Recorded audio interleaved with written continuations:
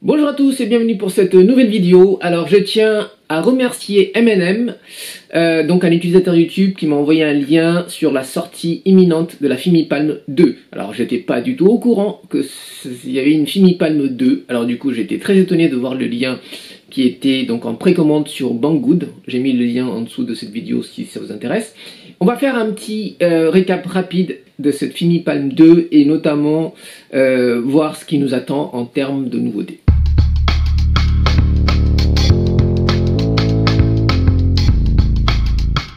Alors ce matin j'ai fait un tour sur le site de Fimi pour voir si je pouvais récolter des informations sur la FimiPalm 2.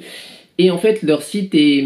Enfin la page produit du FimiPalm 1 déjà n'était même pas accessible, ça n'y était même plus. Donc je pense que là ils étaient en train de mettre à jour leur fiche produit. Donc il y aura peut-être plus la FimiPalm 1 en vente, mais ils vont carrément présenter la FimiPalm 2 en précommande. Donc actuellement, comme je vous disais tout à l'heure, la FimiPalm 2 est en précommande sur Banggood au prix de 169 €. Donc il y a 33% en off, donc le prix normal serait autour de 200, 210, enfin à vous de faire le calcul, hein. Je crois même que j'ai vu à 240 €, enfin bon. Alors à quoi s'attendre de cette FimiPalm 2? Quand je lis la fiche technique, c'est vrai que je ne suis pas bluffé par ce qu'ils apportent sur cette version 2. Le design du FimiPalm a été un peu revu. Donc autant le premier, je trouvais que ça faisait un peu copier-coller sur le DJI Osmo Pocket. C'est vrai que cette deuxième version change un peu sur le design. Après sur les specs, ben, pas grand-chose en fait, in fine. Il y a quoi? On retrouve toujours le capteur 4K à 30 fps. En 2020, faire du 30 fps, je sais pas, je trouve qu'ils sont un peu dépassés là. Ils n'ont pas fait beaucoup d'efforts en innovation, je trouve. Donc la caméra est toujours stabilisée sur 3 axes avec les gimbals de poche. Il y a la nouveauté, donc il y a une batterie de 308 minutes sur la version 2, tandis que sur le FimiPalm 1 c'était à 240 minutes annoncé. Donc bon, j'ai envie de dire la FimiPalm 1, personnellement je n'ai jamais rencontré de soucis de batterie, donc prolongé à 308 minutes, bon ok, c'est une nouveauté, on va prendre ça, mais concrètement... qui a eu réellement besoin de puiser la batterie, même à 240 minutes, c'est beaucoup, enfin, est-ce que vous filmez à 4 heures de vidéo, sérieusement? Deuxième nouveauté, alors là je suis preneur, cette deuxième nouveauté c'est qu'il y a une prise jack qui est déjà intégrée sur l'appareil, donc plus besoin d'acheter un adaptateur externe pour utiliser un micro externe. Là-dessus, je suis preneur.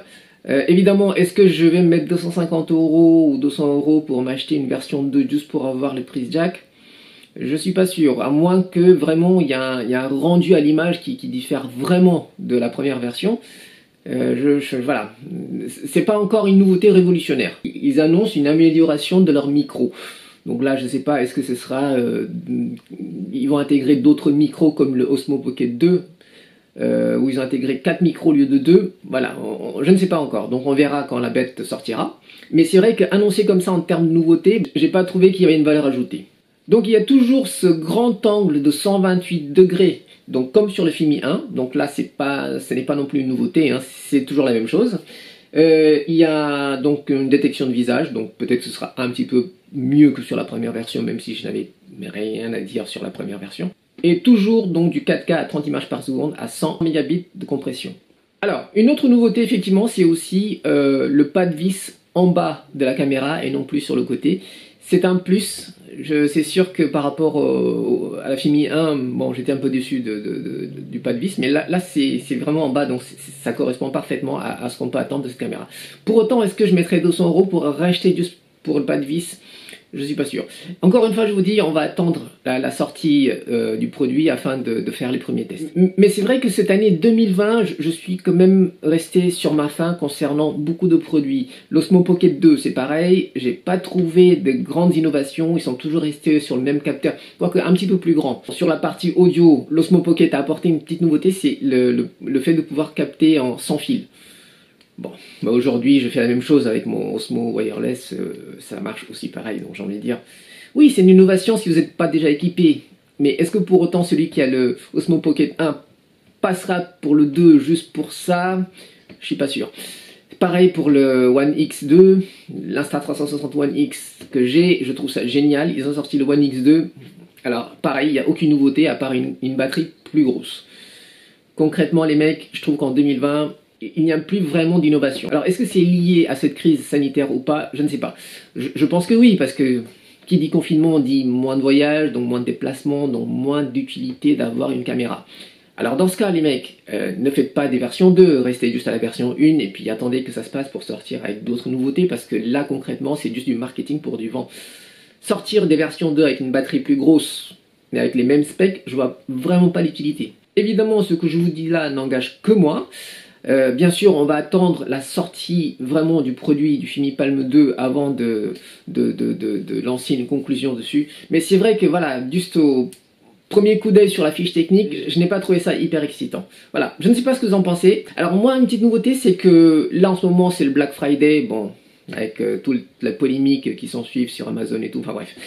Du coup, j'ai trouvé une petite promo sur l'Osmo Pocket 1. Attends, il y a l'Osmo Pocket 2 qui vient de sortir, avec des specs sûrement mieux que la version 1. Pourquoi t'as acheté la 1? En fait, c'est très simple. Moi, ce qui me frustre avec le Filmipalm, c'est ce grand angle hyper grand, enfin, qui n'est pas du tout naturel. En fait. Ça apporte un côté très caméra d'action, ce côté grand angle étendu. Moi, j'ai un peu de mal. Alors que sur le l'Osmo Pocket, le premier, il y a un angle de 80 degrés, donc qui est déjà beaucoup plus réduit, donc qui correspond à 26 mm en full frame, je crois. Et c'est beaucoup plus... je trouve que ça fait plus naturel, ça fait plus un résultat réflexe. Vous avez déjà vu mes vidéos sur le Filmipalm où j'essayais d'avoir un rendu Osmo Pocket en zoomant, en croppant dans l'image. Et du coup, je me suis pris un Osmo Pocket pour justement avoir cet effet sans devoir cropper dedans. Et l'avantage de l'Osmo Pocket aussi, c'est que je pourrais peut-être même avec ce 26 mm de base, peut-être même recropper encore dedans pour avoir un 35 mm. Et ça, j'aurais pas pu l'avoir avec le Filmipalm. Enfin bon, chacun ses besoins. En tout cas, moi, c'est vrai que le grand angle, c'est pas mon kiff. D'ailleurs, l'Osmo Pocket 2, ils ont sorti leur version 2 avec un angle plus grand. Ils étaient à 80 degrés, donc sur le premier Osmo Pocket. Sur la version 2 du Osmo Pocket, ils ont sorti à 96 degrés, je crois. Donc un angle un peu plus large. Évidemment, on n'est pas encore au même niveau du Filmi à 128 degrés, c'est vraiment trop grand pour moi. Voilà, après c'est sûr que si on fait du blog, on tient la caméra à bout de bras, c'est sûr que c'est sympa d'avoir tout le champ et d'avoir plein de détails, voilà. Mais je n'aime pas forcément ce grand angle. Du coup, voilà, je me suis acheté l'Osmo Pocket le premier, et puis bon, j'attends de le recevoir pour pousser un peu plus les tests, et puis pourquoi pas faire une petite comparaison avec le Filmipalm. Bon, là j'ai préparé une petite vidéo pour comparer les stabilisateurs du Filmipalm avec un vrai gimbal. Donc voilà, les amis, si vous avez aimé cette vidéo, pensez à mettre un petit like. Si vous n'êtes pas encore abonné, pensez aussi à vous abonner, et puis je vous retrouve sur une prochaine vidéo.